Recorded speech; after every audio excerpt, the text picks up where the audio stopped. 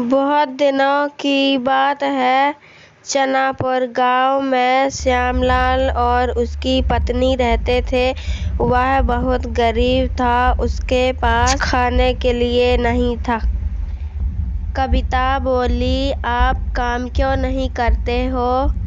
श्यामलाल बोला, अच्छा ठीक है, मैं जा रहा हूँ।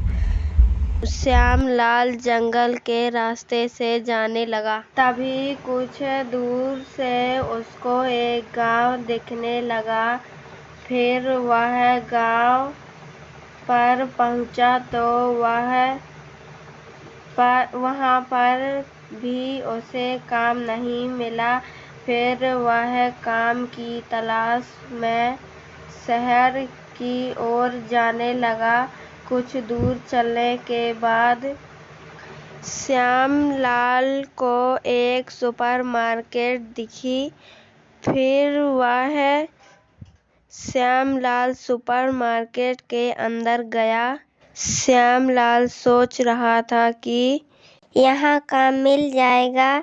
इतने में वह सुपरमार्केट के मालिक से मिला और काम पूछने लगा। फिर मैनेजर बोला, तुम्हारे जैसे लोगों की सुपरमार्केट में कोई ज़रूरत नहीं है। उसे धुतकार कर फौरन सुपरमार्केट के बाहर निकाल दिया। श्यामलाल घर की तरफ लौटने लगा। फिर वह जंगल के रास्ते से आने लगा।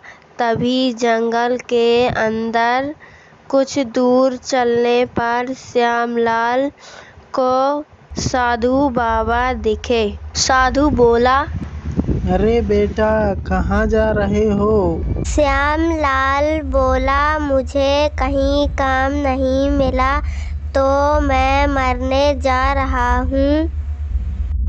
साधु बोला, जा बेटा, तुम्हें जंगल में एक तालाब मिलेगा। तुम उस तालाब के पास जाना और वहीं पर बोलना कि मैं दूंगा आपके 3 सवालों के जवाब।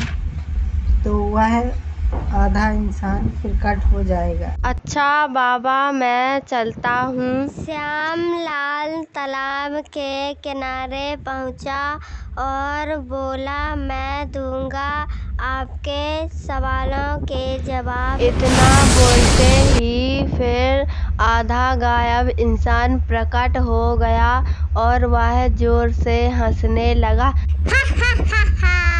तुम दोगे मेरे 3 सवालों के जवाब? श्यामलाल बोला, मैं दूंगा तुम्हारे सवालों के जवाब।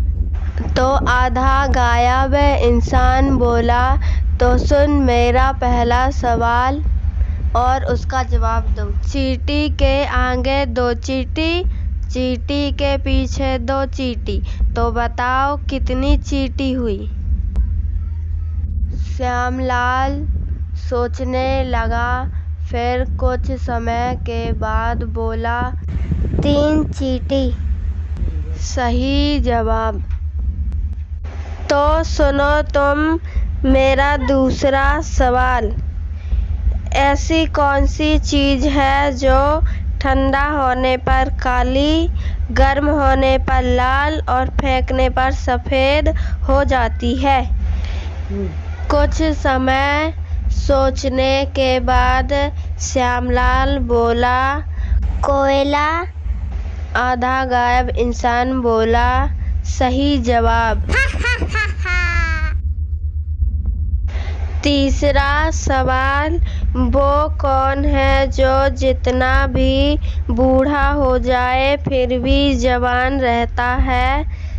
कुछ समय सोचने के बाद श्यामलाल बोला, सैनिक। आधा गायब इंसान बोला, सही जवाब। तुमसे बहुत प्रसन्न हूँ, इसलिए मैं तुम्हें एक जादुई पेंसिल देता हूँ जिससे तुम्हारी सारी ज़रूरतें पूरी हो जाएगी। ये लो तुम्हारी जादुई पेंसिल। इतना कहकर वह इंसान गायब हो जाता है और श्यामलाल घर की तरफ चल देता है। घर पहुंचकर पहले अपना घर बनाया और एक कार मंगाई। जब चाहे तब वह पेंसिल से अपनी ज़रूरत को पूरा कर लेता था और श्यामलाल और उसकी पत्नी दोनों खुशी खुशी रहने लगे।